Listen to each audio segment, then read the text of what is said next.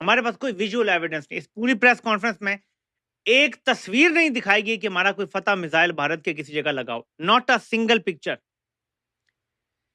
मेरा ये सवाल है कि हमने बाबर जैसे एडवांस क्रूज मिसाइल क्यों इस्तेमाल नहीं किए? जो टमाहाक क्रूज मिसाइल जो अमेरिकन था, उसका एडवांस वर्जन है ये। हमने बकौल नवाज शरीफ उसको कॉपी किया था। जो कह रहा था ना लंदन की सड़क पे खड़े होकर कि टमाहाका को हमने या टॉम हाका को हमने कॉपी किया था, रिवर्स इंजीनियर करके, वो यही था। बाबर क्रूज मिसाइल हमने बनाया था, ठीक है?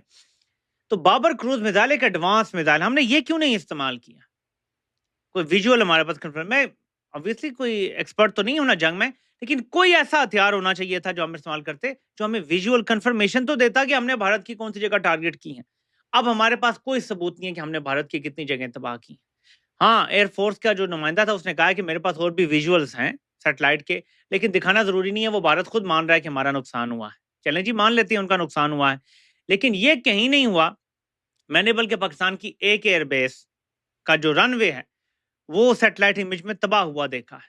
मैंने आपको कल उसका गड़ा भी दिखाया था, तो वो पता चलता है। तो पाकिस्तान की तरफ जो है वो तो सैटेलाइट से चीजें आ गई हैं, लेकिन क्या पाकिस्तान ही को नहीं चाहिए?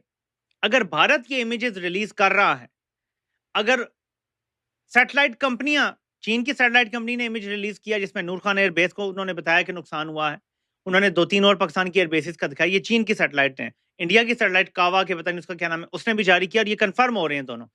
पाकिस्तान ने क्यों नहीं अभी तक किसी सैटेलाइट से जारी करवाया? अवाम को दें इमेजेस, अवाम का मुराल हाई होगा। मुराल हाई करना है ना अवाम का, ये तरीका है। ये नहीं है कि आप चला रहे हैं, स्लाइड चला रहे हैं जी, हम पॉपुलर हो गए हैं, बस फौज के साथ अवाम खड़ी है और ये है वो है। अवाम जब भी जंग होती है तो फौज के साथ खड़ी होती है, लेकिन अवाम सियासी फौज के साथ नहीं खड़ी।